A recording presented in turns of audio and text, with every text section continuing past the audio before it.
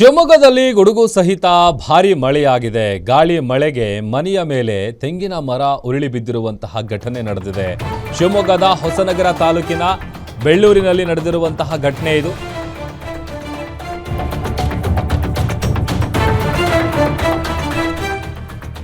ಶಿವಮೊಗ್ಗದಲ್ಲಿ ಗುಡುಗು ಸಹಿತ ಭಾರೀ ಮಳೆಯಾಗಿದೆ. ಗಾಳಿ ಮಳೆಗೆ ಮನೆಯ ಮೇಲೆ ತೆಂಗಿನ ಮರ ಉರುಳಿ ಬಿದ್ದಿರುವಂತಹ ಘಟನೆ ಹೊಸನಗರ ತಾಲೂಕಿನ ಬೆಳ್ಳೂರಿನಲ್ಲಿ ನಡೆದಿದೆ.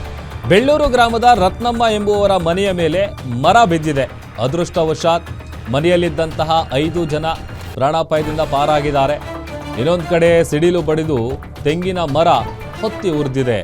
ಶಿವಮೊಗ್ಗ ನಗರದ ಗೋಪಿಶೆಟ್ಟಿಕೊಪ್ಪದಲ್ಲಿ ನಡೆದಿರುವಂತಹ ಘಟನೆ ಇದು. ಧಾರಾಕಾರವಾಗಿ ಮಳೆ ಸುರಿದಿದೆ. ಮಳೆ ಸುರಿದಂಥ ಪರಿಣಾಮ ಮರ ಬಿದ್ದಿದೆ. ಮರ ಬಿದ್ದಂಥ ದೃಶ್ಯ ನೋಡ್ತಾ ಇದ್ದೀವಿ.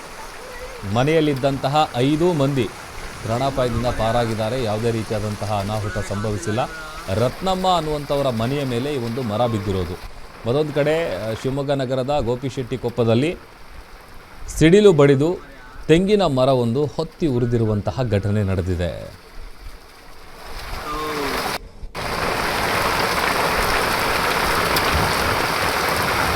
ಎಲ್ಲೋದ್ರು ಮರ್ಯಾ ಇಕ್ಕೂಡನೆ ಕಾಣ್ತಿಲ್ಲ ಕನ್ನಡ.